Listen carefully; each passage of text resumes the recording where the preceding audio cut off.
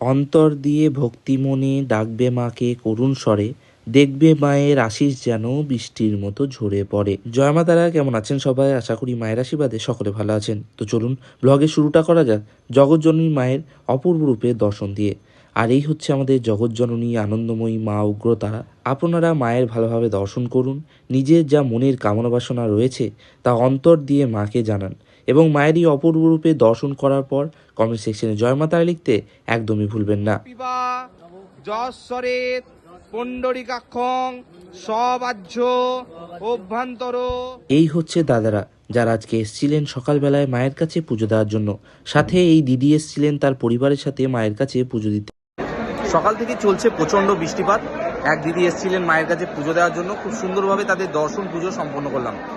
এখন দুপুর 11:30 বাজে, তবে মেঘে ঢাকা আকাশের জন্য সেটা একদমই বোঝা যাচ্ছে না।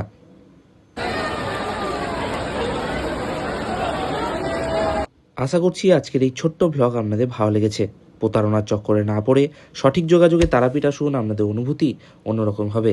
সকলে ভালো থাকবেন, সুস্থ থাকবেন। জয় মা তারা।